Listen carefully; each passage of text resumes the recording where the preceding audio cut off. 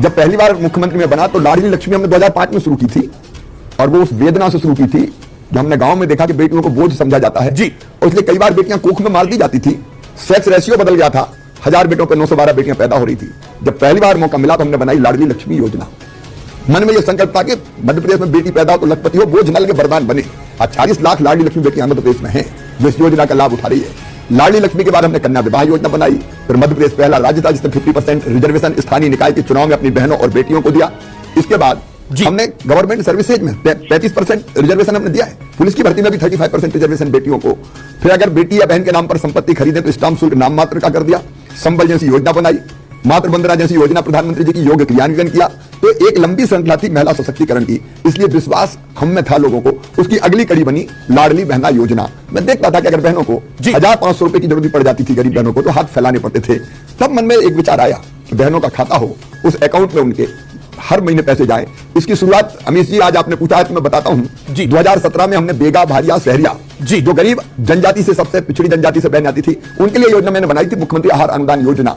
और हम उनके खाते में 1000 रुपए डालते थे। उसका इतना सकारात्मक उपयोग उन्होंने किया कि परिवार में बच्चों के पोषण का स्तर सुधर गया। तो मुझे लगा कि बहनें कभी भी पैसे का दुरुपयोग नहीं करेगी। अगर उनके पास पैसा जाएगा तो परिवार के कल्याण में इस पैसे का उपयोग होगा। और तब यह विचार आया कि केवल बेगा, भारिया, सहरिया बहनों को नहीं, हम सब बहनों के खाते में पैसा डालेंगे जी। और फिर लाडली बहना योजना बन गई। मैं सच बताता हूं, जब मैंने बहनों से पूछा इस योजना का इंपैक्ट क्या है, उनका पहला उत्तर था, सबसे पहली चीज तो ये हुई है कि हमारे घर में हमारी इज्जत बढ़ गई है, सास प्रेम से बोलती है, पति का भी देखने की दृष्टि और बोलने का लहजा बदल गया है, और हम आत्मसम्मान के साथ अब जी रहे हैं। कई बहनों ने अलग अलग काम प्रारंभ कर दिए। किसी ने सेकंड हैंड सिलाई की मशीन खरीद ली, किसी ने चाय की गुमटी खोल ली, किसी ने सब्जी की दुकान खोल ली, और उनकी आजीविका चलने लगी। तो अद्भुत थी योजना जिसने उनकी जिंदगी में बदलाव किया। और ये सच है अमीश जी, उनने भी कोई कसर नहीं छोड़ी। जब मैं इलेक्शन कैंपेन के लिए भी जाता था या उसके पहले भी आचार संहिता, आपने तो एक साल में मैं एक नोट पढ़ रहा था, मैं एक अखबार में लेख पढ़ रहा था, आपने तो एक साल में कितने दौरे करे हैं। अगर मैं उन दौरों की हिसाब किताब निकालूं तो मुझे लगता है कि 165 विधानसभाओं में तो आपने खुद ही आचार संहिता लगने के बाद प्रचार किया है। तो मतलब ये जो मैं एक सवाल आपसे पूछना चाहता हूं, क्योंकि ये जब इलेक्शन चल रहा था तो आपको भी तो थकान होती होगी, आपको लगता होगा कि अब ये इलेक्शन कब समाप्त हो। मामा थकता नहीं है जी, मैं लगातार काम करता हूं। तो ये ईश्वर की कृपा है कि हमने चुनाव के पहले भी चुनाव के जैसे ही काम किया। पूरे प्रदेश का कोई कोना मैंने नहीं छोड़ा। लाडली बहनाओं के हमारे 52 जिलों में सम्मेलन हुए, जिनमें 50,000 से लेकर 1 लाख तक संख्या बहनों की होती थी, और मैं बहनों से संवाद करता था। ये आचार संहिता के पहले। आचार संहिता के बाद 165 सभा हम कर पाए, दिन और रात दौड़ के की। उस सभाओं के अलावा भी फिर अलग बैठ के टेलीफोन पर बात, रणनीति बनाने के काम, अनेकों तरह के कामों में लगे रहते थे। और ये ईश्वर की कृपा है कि एक जज्बा, जिद और जुनून दिल में था कि मध्य प्रदेश की प्रगति और विकास के लिए फिर से भाजपा की सरकार जरूरी है। मोदी जी के साथ चलने वाली सरकार चाहिए ताकि मध्य प्रदेश भी आगे बढ़ सके। और इसलिए लेकिन एक बात शिवराज जी माननी पड़ेगी, गुजरात के बाद मध्य प्रदेश एक ऐसा किला हो गया है भारतीय जनता पार्टी का जिसे हिलाना नामुमकिन है। गुजरात में 150 वाली जीत और मध्य प्रदेश में भी 160 वाली जीत। निश्चित तौर पर मध्य प्रदेश अब भारतीय जनता पार्टी का मजबूत गढ़ है। और अब हमने तैयारी शुरू कर दी है लोकसभा के चुनाव की। 29 की 29 सीटें हमको जीतना है।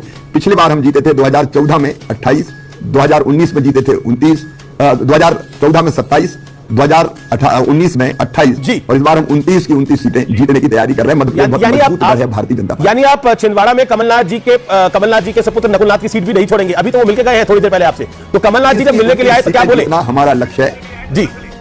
जी, मैं कहा कमलनाथ जी अभी आपसे मिलने के लिए आए थे, मुलाकात थी, क्या बात हुई? मुलाकात हुई, क्या बात हुई? ऐसा था कि जब पिछली बार जी उनकी ज्यादा सीट आई थी तो मैंने बधाई दी थी, और एक राजनीतिक शिष्टाचार है कि भाई आप जीत गए, आपको बधाई। इस बार उन्हें मुझे बधाई दी आके, और शिष्टाचार की बातें ही हुई, सामान्य शिष्टाचार की। लेकिन उनकी पार्टी के नेता तो कुछ कह रहे हैं। एक उनके नेता है उदित राज, वो कहते हैं कि ईवीएम की गड़बड़ हो गई, इसीलिए तीनों राज्यों में बीजेपी आ गई। राजस्थान, छत्तीसगढ़ और मध्य प्रदेश। आपके बगल का राज्य है छत्तीसगढ़, वहां भी बीजेपी आ गई। फिर हम तेलंगाना क्यों छोड़ते साहब? अगर ईवीएम से हो सकता तो तेलंगाना भी हम जीत जाते। देखिए, ये खिसियानी बिल्ली खंबा नोचे वाला मामला है। मुझे पता है कि अब ईवीएम ये शुरू होगा, और इंडी गठबंधन जो जमीन पे प्रधानमंत्री जी के नेतृत्व के सामने कहीं टिकता नहीं है, अब वो ईवीएम में गड़बड़ी के आरोप लगाएगा। एक ही राग अलापेगा, ईवीएम ने हरवा दिया, ईवीएम ने हरवा दिया। अब ये कोई बात होती है? आप हिमाचल में जीत जाओ तो ईवीएम नहीं है, अगर आप जी तेलंगाना में जीत जाओ तो वहां ईवीएम में गड़बड़ नहीं है। तेलंगाना में कह रहे हैं दक्षिण के राज्यों में, कर्नाटक में जीत गए भाई शिवराज जी। तेलंगाना में तो कह रहे हैं कि राहुल गांधी की भारत जोड़ो यात्रा का असर है, इसलिए तेलंगाना जीत गए हैं। लेकिन वो उस यात्रा का असर मध्य प्रदेश, छत्तीसगढ़ और राजस्थान में नहीं देखने को मिला। लेकिन राहुल गांधी जी मध्य प्रदेश में राहुल गांधी जी जहां जहां से निकले भारत जोड़ो यात्रा में, वो सब जगह हार गई कांग्रेस। मैं नहीं कह रहा, मैं कोई ब्लेम गेम नहीं खेल रहा, लेकिन यहां क्या हुआ मध्य प्रदेश में? मध्य प्रदेश में तो उस रूट पे अगर आप चले जाए तो कांग्रेस बुरी तरह हारी। जी, लेकिन ये जो एक बार बार मैं इस सवाल को इसलिए लेके आ रहा हूं क्योंकि प्रधानमंत्री ने बोला ये जो 3 प्रदेशों में जीत हुई है, ये जो जीत की हैट्रिक है, ये 24 में हैट्रिक की भी गारंटी है। 2024 की आपने बोला आप लोगों ने भी तैयारी शुरू कर दी है। क्या आपको लगता है कि 24 का चुनाव उतना आसान नहीं रहेगा नरेंद्र मोदी भारतीय जनता पार्टी के लिए, क्योंकि गठबंधन के दल अब और तेजी के साथ एक होंगे? उन्हें लगेगा अकेले मोदी का मुकाबला करना, बीजेपी का मुकाबला करना नामुमकिन सा होता जा रहा है। देखिए, इनके ना विचार एक है, ना सोच एक है, ना दिशा एक है, ना दृष्टि एक है। मोदी जी का मैदान में मुकाबला नहीं कर पाते जी। एक साथ आ जाओ, और एक साथ आके भी क्या हुआ? कमलनाथ जी कह रहे थे अखिलेश बखलेश, और वो कह रहे थे कि कांग्रेस बड़ी चालू पार्टी है। अखिलेश जी, ये एक दिल के टुकड़े हजार हुए, कोई इधर गिरा कोई उधर गिरा। इंडी गठबंधन पर किसी को विश्वास नहीं है। आप ये नोट कर लीजिए अमीश जी, जिस दिन लोकसभा के चुनाव के परिणाम आएंगे मई 2024 में, भारतीय जनता पार्टी अब तक के सारे रिकॉर्ड तोड़ के भारी बहुमत के साथ जीतेगी, और प्रधानमंत्री श्रीमान नरेंद्र मोदी जी फिर से प्रधानमंत्री की शपथ लेंगे ही, लेकिन अभूतपूर्व बहुमत के साथ। आज मीडिया से बात करते हुए प्रधानमंत्री ने बोला कि विपक्ष हार का गुस्सा भारत की संसद में ना उतारे, नेगेटिव पॉलिटिक्स को बंद करें जो बीते 9 सालों में उन्होंने करी है। क्या आपको लगता है कि नेगेटिव पॉलिटिक्स बहुत हावी हो गई है? राहुल गांधी ने कुछ ऐसे शब्दों का इस्तेमाल किया प्रधानमंत्री के लिए जिस पर आपने भी बोला राहुल गांधी को कि राष्ट्रीय शर्म है राहुल गांधी। आप बताइए, इस बुद्धि को मैं क्या कहूं? क्रिकेट का मैच हो रहा है, हर एक प्रार्थना कर रहा है भारत जीते भारत जीते। खिलाड़ियों का मनोबल बढ़ाने पीएम साहब पहुंचते हैं, खेलों को कितना बढ़ावा दे रहे हैं वो, और उस पर आप कमेंट करो। खेल खेल होता है भाई, कभी हारते हैं कभी जीतते हैं। क्रिकेट तो एक कहावत है, football by chance, cricket by chance. कई बार एक आधी विकेट गिर जाता तो सारे परिणाम बदल जाते हैं। भारत अभी दनादन जीत रहा है। अब अगर ऐसी कोई घटना हो गई तो भी मैंने तो ये कहा कि वो तो भगवान से प्रार्थना कर रहे थे कि हार जाए तो कुछ कहने का मौका मिल जाए।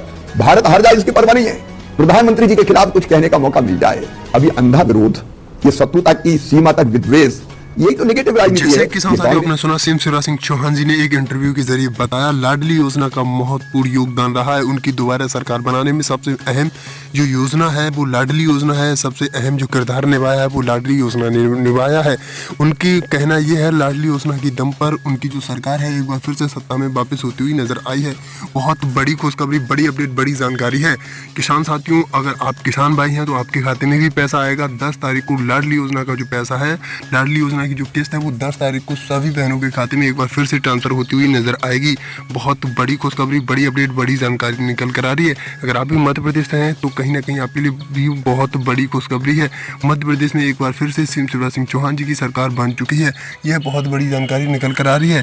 किसान साथियों, मैं आपको बता दूं, लाडली बहनों की दम पर जो सरकार है एक बार फिर से मध्य प्रदेश में स्थगित हुई है। जितनी भी बहनें हैं लाडली बहना है, और भी जितनी भी बहनें लाडली बहना योजना के तहत आती हैं उनके लिए बहुत बड़ी खुशखबरी है। 10 तारीख को आपके खाते में जो पैसा है वो ट्रांसफर होने जा रहा है।